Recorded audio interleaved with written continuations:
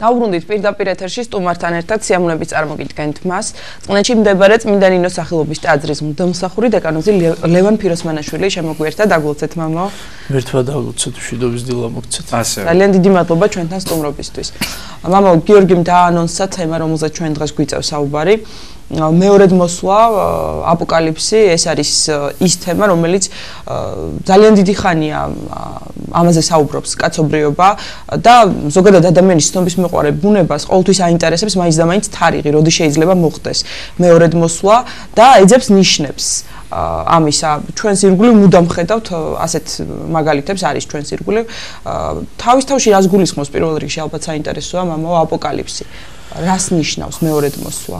ეს თემა მსოფლიოში თავისთავად დაფუძნებიდან აქტიური გახდა, პოპულარული გახდა, თავისი შესაბამისი მიზნები აქვს, თუმცა მისი გამოძახილი ხშირ შემთხვევაში მიზანს ხალხის ცნობიერებაში მიზანს აცდა, ხალხმა სხვაგვარად გაიგივა და დღეს ხშირად, როდესაც მისი განმარტება მიდის ცალსახად ქვეყნიერების განადგურებაზე, სამყაროს დასასრულზე, დედამიწის აღსასრულზე, მსოფლიო მასშტაბურ კატაკლიზმებზე, თუ ეპიდემიებზე, თუ ამასთან არის დაკავშირებული.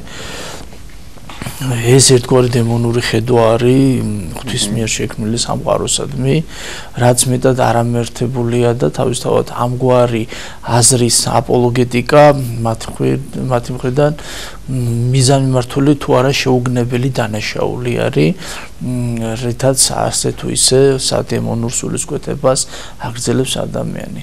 მოსვლა ზოგადად არც მეტი არც ნაკლები მაცხოვრის აღთქმა არის და დაკავშირებულია კაცობრიობის გამოხსნასთან. პირველი ეს იყო, როდესაც მაცხოვრი მოსულიყო და კაცობრიობა თავის სისხლით გამოესხიდა, მეორე, როდესაც ყველაფერი უნდა აღსრულებულიყო და კაცობრიობა უნდა დაბრუნებოდა იმ პირველ მდგომარეობას და უფრო აღმატებულ მდგომარეობას, რასაც განხრთობა ჰქვია. და შესაბამისად ცოდვის მიერ მდგომარეობას კაცობრიობაში დასასრული უნდა მოეხოს.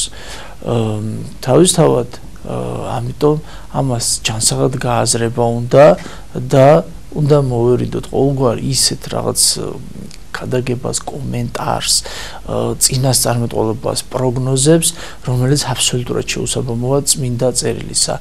ცალსახად, რასაც გამოცხადება აღწერს, ის კატაკლიზმები ხშირ შემთხვევაში ალეგორიული სახის არის. დღემდე ჩვენთვის უცნობია რეალურად ერთდროულად შესაძლებელია ის სიტყვები ასახავდეს, ვთქვათ, ფიზიკურ მოვლენებს და ასევე ალეგორიულ მოვლენებს, რასაც ხშირ შემთხვევაში მაცხოვარი მიმართავს ხოლმე თავისი სწავლებისას, გადაგებისას და ვთქვათ, ოთხთავშიც არაერთ გზის ხვდება თვითონ მაცხოვრის მიერ სწავლება მეორე მისი დიდებით მეორედ მოსვლის შესახებ. და სწორედ იმ ხაზს არ უნდა ავწდეთ, იმ სულისკვეთებას არ უნდა ავწდეთ, რასაც მაცხოვარი გვასწავლეს. ნუ გვექნება მოლოდინი რაღაც ფიზიკურ უბედურებებზე, არამედ გქონდეს მოლოდინი ქრისტეს შესაგებებლად. ეს არის უმთავრესი მიზანი და მაცხოვარი საინტერესოა გამოცხადებისგან ოდნავი განსხვავებით ჩანს თვითონ მაცხოვრის სწავლება, თუნდაც მათ ესახარებას რომ გადავხედოთ და მას პარალელების სწავლებისა მეორედ მოსვლის შესახებ შესაბამისად მოყავს ამგვარი იგავი მაგალითად 10 ქალწულის შესახებ, სადაც კაცობრიობის რა ნაწილი რამდენად ხდება მას მომზადებული ღმერთის მისაღებად და მეორე ნაწილი რამდენად ვერ შეხვდა მომზადებული. მთელი ძირითადი აქცენტი პირველ რიგში ამაზე უნდა გქონდეს აღებული და არა ვთქვათ მეორე პრობლემა, რაც უკვე ქრისტიანულ სამყაროშია წარმოშობილი, ცალსახად მთელი აქცენტი გადატანილი, მხოლოდ და მხოლოდ აქცენტი გაკეთებული წარწმედელ ნიშანზე, რასაც 666 ქვია. იმისი ნიშანი დატვირთვა სულ სხვა არის, თავისთავად ის მეტისმეტად გადამწყვეტი მნიშვნელობა ექნება მას თავის დროზე, მაგრამ ცალსახად მხოლოდ ამაზე ორიენტირის გაკეთება არ ამარტებულია. მაცხოვარი ამაზე აქცენტს არ აკეთებს. მაცხოვარი აქცენტს აკეთებს იგავი 10 ქალწულის შესახებ. შესაბამისად, არანაირ ნიშანზე ლაპარაკი ზედმეტი არ იქნება, თუ ადამიანი არ დააფიქსირებს ქალწულთა, ამათ ქალწულთაგან რომელთა რიგში დგას. ამაზე ამის ცხონება და წარწმუნა დამოკიდებული და შესაბამისად ღვთის დიდებით მოსვლისას აღმოჩნდება 8-თა თუ 9-თა მხარეს. 9-თა თუ 9-თა მხარეს. აი ეს თქვათ საკმაოდ ვრცელი ლიტერატურა, რომელიც იბეჭდება, დამეთანხმებით ალბათ ხო თქვენ შეგინიშნავთ წიგნის მაღაზიებში, რომელიც აი ამ თემით არის გაჯერებული, ასევე სხვადასხვა ჟურნალ გაზეთები იბეჭდება აი ამასთან გაზეთებში იბეჭდება ამასთან დაკავშირებით. როგორ ფიქრობთ, რამდენად კონტროლდება თქვათ აი ეს სივრცე აი ამ კუთხით ერთგვარ ბიზნესად ხომ არ იქცა ეს, იმიტომ რომ უბრალოდ საინტერესოა და იყიდება და საპირისპირო შედეგს შეიძლება ვიღებდეთ, მაშინ როდესაც ადამიანები დაკავებულები არიან აპოკალიფსის და ანტიქრისტეს თემით, მე გადაცემის დასაწყისში ვთქვი, მაშინ როდესაც შეიძლება თავს ქრისტიანად თვლიდეს, სახარება არ ქონდეს საკითხული და არ იცნობდეს ქრისტეს და საუბრობს ანტიქრისტეზე. აი ეს ხომ არის რაღაცა არასწორი გზით სვლა. ზოგადად აი ესეთი სულისკვეთება ყოველ ეპოქაში იყო დამახასიათებელი, მოლოდინი და აჟიტირებული სულისკვეთება აი ამ საგანგებო მოვლენებისა და მეცაც გამოხატავ თითეული პიროვნება მეტნაკლებად ხშირ შემთხვევაში დადებითად გულმხურვალე, დადებითად განწყობილი მორწმუნე ხშირ შემთხვევაში თავის ფიქრებში გარკვეულ როლსაც კი თავის აბსტრაქციულ წარმოსახვეში გარკვეულ როლსაც თუ თუნდაც ქვეცნობიერად დაფარულად წარმოსიდგენს, წარმოსახავს ამ მოვლენების დროს და ამისი არაერთი გამოხატულება ქონია ცალკეულ ეპოქაში და თუნდაც ის ყველაზე მეტად ჩვენთვის ახლობელი ნაცნობი მე-19-მე-20 საუკუნე, როდესაც მნიშვნელოვანი ძრები მოხდა მსოფლიო ისტორიაში, აი ამ დროს ნებისმიერ ფსევდო ქრისტიანულ აღსარებლობაში ის აქტიური იყო, განსაკუთრებით პროტესტანტულ სამყაროში, ბაპტისტურ სამყაროში. თარიღებს ასახელებდა, მაშინ როდესაც მაცხოვარი ერიდება, ხო, კონკრეტულად. ამისი მიზეზი რა იყო? ზოგადად მეორედ მოსვლაზე ისე რომ მივტრიალდა და განსაზღვროთ. როდესაც მეორედ მოსვლაზე საუბრობს მაცხოვარი და ასწავლის იქ გამოხატავს თელ რიგ მოვლენებს, რომელიც არის კაცობრიობის უსჯულოების ნაყოფის გამომხატველი. თუმცა მას ჯერ კიდევ ის სათანადო ზღვარი არ წარმოუჩენია, როდესაც დღევანდელ დროს ჩვენ ვუყურებთ თელ რიგ ცვლილებებს, სახელმწიფოთა გაერთიანებებს თუ დაშლას, საზოგადოებრივ რღვევას, უსჯულოების კენ მიდრეკილებას, ღირებასეულებათა და ღირებულებათა ცვლილებას, უშულოების კარნახს, პროპაგანდას თუ ასე შემდეგ და მთელ რიგ კაცისყლობას, სისასტიკეს, ომების მასშტაბურობას თუ ასე შემდეგ, ასე შემდეგ. და იმას რომ კაცი ხდება ქალი და ქალი ხდება კაცი. ნუ ზოგადად ამ შემთხვევაში უშულოების პროპაგანდა თუ ასე შემდეგ, მოდი ესე შევხედოთ. დღეს ჩვენთვის ეს ნაცნობია, რადგანაც ეპოქალურად არის ახლოს და ხშირ შემთხვევაში ჩვენ თვალწინ ხდება. ასევე მეორე საკითხი რომ ეს ინფორმაცია, მაშინ ინფორმაციული ვაკუუმი იყო ძირითადად ძველ ეპოქებში, დღეს არ არის ეს და შესაბამისად მეტისმეტად მასშტაბურად ჩანს დედამიწის მეორე მხარეს არსებული ინფორმაცია ელექტრონული სახით ადამიანს წამის მეთოდებში შეუძლია წამებში სულ რაღაც ამდენიმე წამში შეუძლია გაიქოს, მიაღწიოს და ასე ვთქვათ იყოს მოვლენების ინფორმაციულად მასალად იქცეს და შესაბამისად ეს ადამიანს გარკვეულ მასშტაბებად წარმოუჩნდება და ხედავს, მაგრამ მოდი გადავხედოთ ისტორიას. თუნდაც აი ეს ყველაფერი რაც ქრისტედან აქამდე მოდის. მთელი რიგი მოვლენები ხშირ შემთხვევაში მასშტაბურად უფრო მეტად საგრძნობელი იყო.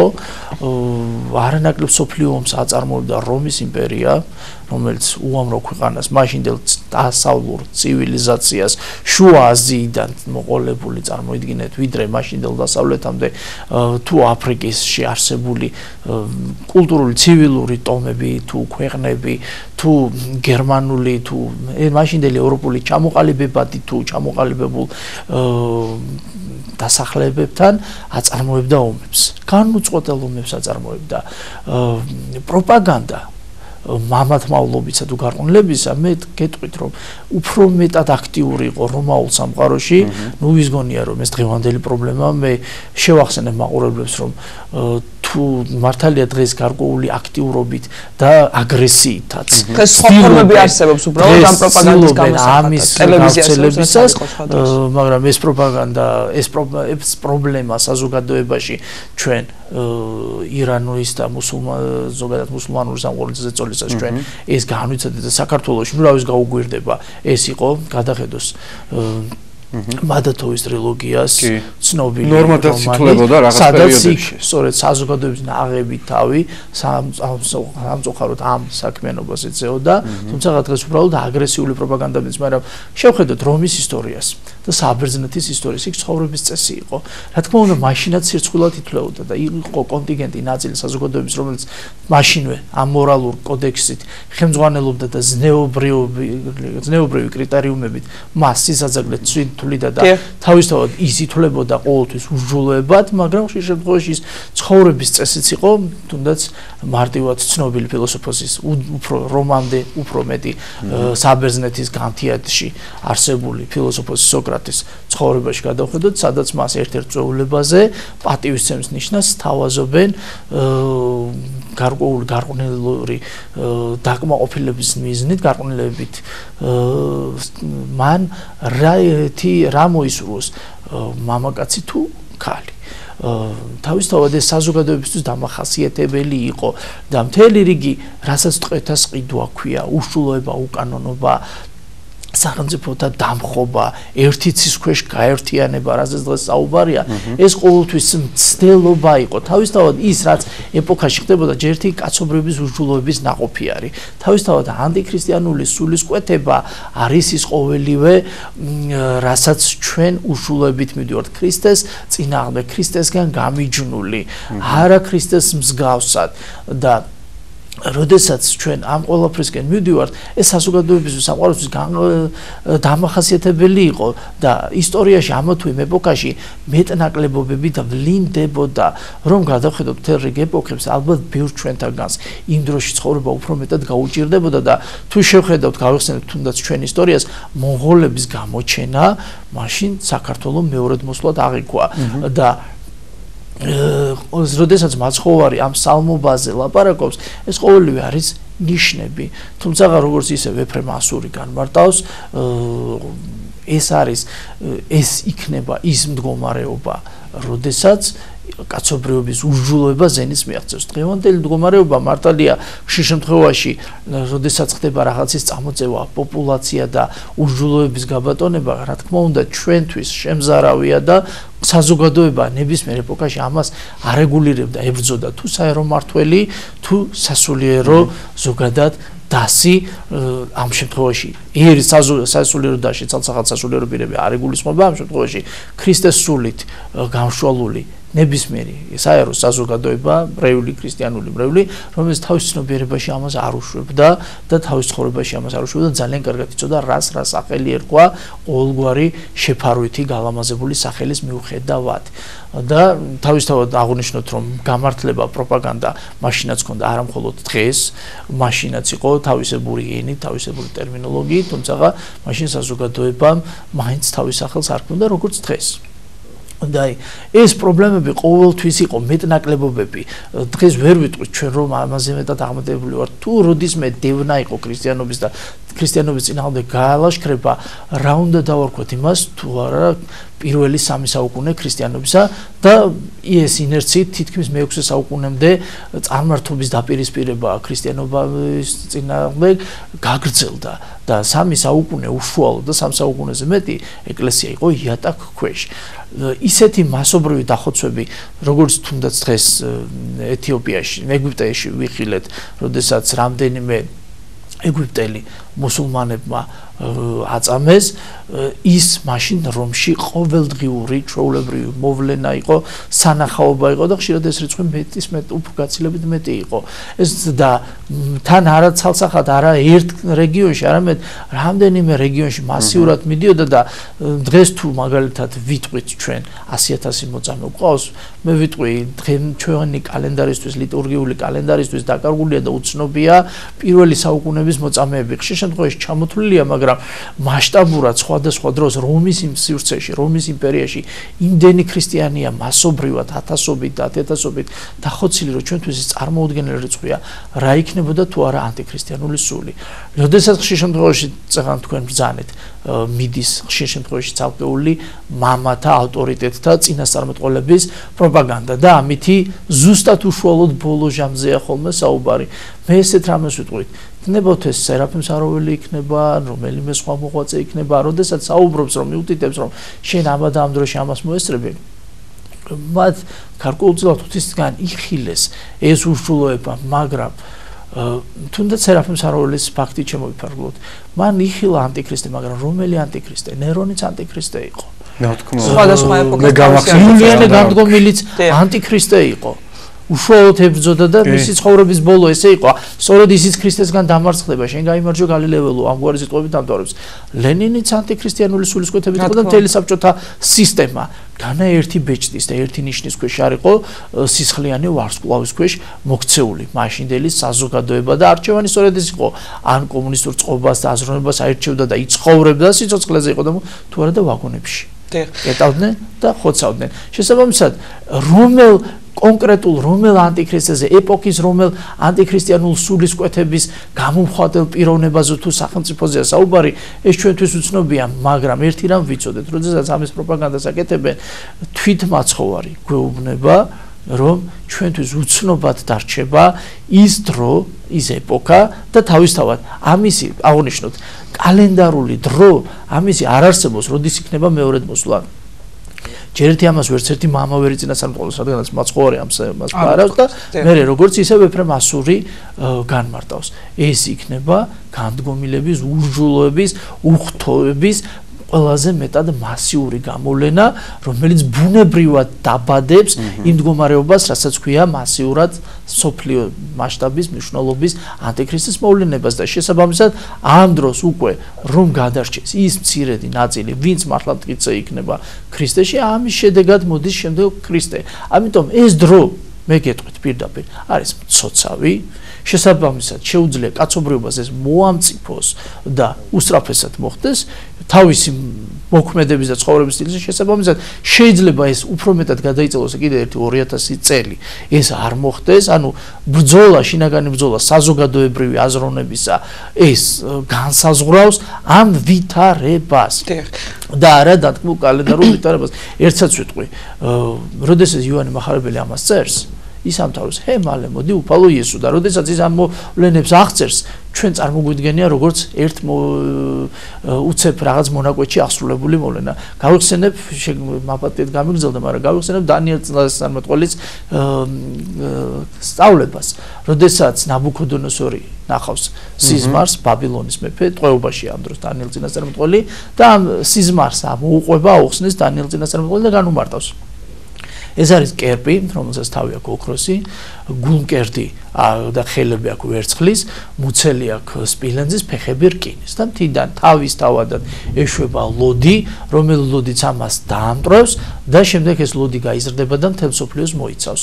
და განმარტება ამგვარია, როდესაც დანიელ წინასწარმეტყველი ამბობს, რომ ოქრო იყო ეს ბაბილონის ნაბუქოდონოსორის მეფობა, რომელიც იყო უაღრესი და შეცვლის მასე უფრო მდარე ვერცხლის სამეფო მიდიელები დაიპყრობენ მას მიდიელებს ზოგადად მაკედონიის ბერძნული ელინური სამყაროს იმპერია გადაულის და ამის შემდეგ რკინის წყობა იმპერია მოდის რომის იმპერია და რომის იმპერიაში გამოჩნდება ქრისტე ლოდი იგი თავსაკიდური რომელიც მთელ სოფლიოს დაამსხვრევს ამ ზოგადად წარმართულ სამყაროს წარმართულ ცნობიერებას რომელიც ერთმანეთზე აგებული და შესაბამისად ლოდი თავსაკიდური მთელ სოფლიოს ქრისტიანული სწავლება მოიცავს რომ შევხედოთ ის წინასწარმეტყველება იქ მოთხრობილი ერთი პატარა მოვლენა არის მაგრამ რამხელა ეპოქა მოიცავს შესაბამისად ჩვენთვის უცნობია ერთადერთი წიგნი რომელიც ფაქტიურად განუმარტებელია და როდესაც იპოლიიტა რომაელი და ეფრემ ასური მას განმარტავენ კი ან განმარტავენ ფაქტიურად ისევ ყვებიან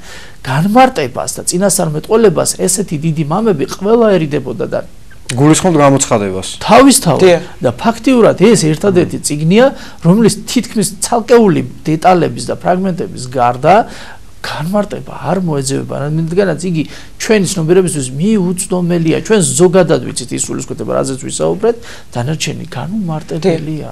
მამო, აი თქვენ საუბრობთ იმის შესახებ, რომ ანტიკრისტესა და მეორედ მოსვლის ნიშნების ძიება იყო დამახასიათებელი ყველა ეპოქისთვის და ეს მუხტი დღესაც გრძელდება. აი მაინც რატომ აქვს ადამიანს მისწრაფება იმისკენ, რომ აი გამოიცნოს თარიღი, მაშინ როდესაც შეხვედრა უფალთან და განკითხვის დღე ნებისმიერ ადამიანს შეიძლება დაუდგეს ნებისმიერ მომენტში და არავინ არ იცის ვინ როდის გავა ამ სოფლიდან, ხო? აი მაინც რატომ არის აი ესეთი მისწრაფება და ცნობის მოყარეობა? ძნელი მოსასმენია, მაგრამ ადამიანში ყოველთვის მოქმედებს ფარული ამპარტავნება, რომელიც თვით განდიდებას ან ვახსენე, რომ გარკვეულწილად ყველა თავის როლს მიუჩენს იქ მეტნაკლებად თავის ცნობიერებაში, მაინც ეს უკვე ამ შემთხვევაში მსმენელმა თავის გულში ჩაიხედოს, ვინ უფრო აქტიურად, ვინც უფრო ამით აქტიურად არის დაკავებული და ზოგადად ადამიანის სული მისწრაფებულია ეგზოთერული ცოდნის ფლობისკენ, ანუ დაფარული ცოდნის გაზიარებისკენ და შესაბამისად ის ამოუცნობი განსჭრიტოს ეს ერთგვარი დემონური გამოხატულებაა და ამ შემთხვევაში ადამიანს თავმდაბლობა მართებს და მორჩილება მოთმინება მართებს. შევაჯამოთ, როგორ და ვითარ უნდა შეხვდეს. როდესაც ამ მეორედ მოსვლას, როდესაც ყველაზე მეტად პანდემიურია ჩვენთვის და ხშირად შემაშფოთებელია ჩვენი ცნობიერებისთვის. თუ რომელიმე ჩვენთაგანი დროებითი ანტიქრისტიანული სამყაროს წინაშე აღმოჩნდა ან იმ საბოლოო ჟამის წინაშე, მას მართებს თავისი რწმენის სიმტკიცე. პირველ რიგში ზნეობრივი და რელიგიური სრულყოფილება და სიმტკიცე და სიყვარული ქრისტესადმი, რომელიც არის ისევ და ისევ მე ვსაუბრობ 10 ქალწულის იგავი შესახებ, ვინაიდან მის გარეშე, მის ფლობის გარეშე აზრი არ აქვს არაფერს, რა ხეირია, რაში დაჭირდება დემონს ადამიანის მოსყიდვა, რაიმე ნიშნით თუ თავისი ვნებებით და გულისხმით ის თლიანად ხელში უჭირავს და თუ ჩვენ მრისხანებით, ამპარტავნებით, ანგარებით ვართ, ხო? ჩვენ ამ შემთხვევაში ანტიქრისტეს ნიშნის მიუღებლობა არაფერს გვიშველის. 2 წამითუცებ ჩავრთავ ერთ მარტვილობის ამბავს, როდესაც ორი სასულიერო პირი ერთმანეთს წაეკიდება, აი სწორედ იმ სამი საუკუნის პერიოდში, როდესაც ვახსენეთ. და ისინი მარტვილობისთვის შეიპყრეს, წაიყვანეს და ერთ-ერთი მოდელი მოეგება გონს და დაეგება და შენდობას თხოვს, მეორე არ პატიობს. მარტვილობის დროს ის ვინც მოინანია და შენდობა გამოითხოვა, ის ეწამება, ხოლო ის მეორე წამებას ვერ გაუძლოს და ქრისტეს უარყოფელი გახდება. ორივე მარტვილობისთვის მიდიოდა და თანახმა იყო, მაგრამ ბოლო წამს ვერ გაუძლოს. შესაბამისად ჩვენ უნდა ვიცოდეთ, ზნეობრივი მოთხოვნილებები უნდა აკმაყოფილებდეს. და რაც მეორე კიდე, რაც არის მოთმინებით უნდა განემზადოს ამ სულისკვეთების შედეგად მოწამეობისთვის. ჩვენთვის შემზარავია მაშინ თუ არ გვეთმობა ეს სამყარო. შემზარავია, როდესაც ჩვენ ვუყურებთ ჩვენი ახლობლების დაღუპვას, მაგრამ ამ შემთხვევაში გავიხსენოთ, ძალიან ძნელია, მაგრამ სოფიო და მისი შვილები და უამრავი სხვა, თქვათ სოლომონია და მისი შვილები. როდესაც ისინი თავის შვილების მარტვილობას, სხვა მარაბდელი დედა, როდესაც ისინი თავის შვილების მარტვილობას უყურებდნენ, მაგრამ ისინი მათ იცოდნენ, რომ ზეცაში მიდიოდნენ ისინი ქრისტესთან. ამგვარად მეორედ მოსვლისას ეს სულისკვეთება უნდა ქონდეს და ის სიკვდილი დევნა, რომელიც მისთვის ფიზიკური სიკვდილი გარდაუვალი იქნება, ამან არ უნდა შეაძრწუნოს. როდესაც ადამიანს ეს აძრწუნებს, სწორედ იქ ხდება მისი კრიზისი. კარგით. სამწუხაროდ ვეღარ გავაგზავნებთ ჩვენ საუბარს, ძალიან გადავაცილეთ დროს, მოკლედ. მადლობა საინტერესო საუბრისთვის. სხვა დროსაც შეიძლება ამ თემაზე საუბარი, რადგან კიდევ ვიმეორებთ გამომდინარე იქიდან, რომ არსებობს საზოგადოებაში ამ საკითხთან დაკავშირებით ინტერესი. შევახსენოთ მაყურებელს, წყნეთის მედიანოს სახელობის ტაძრის პროფესორი დეკანოზი ლევან ფიროსმანაშვილი საუბრობდა სტუდიაში.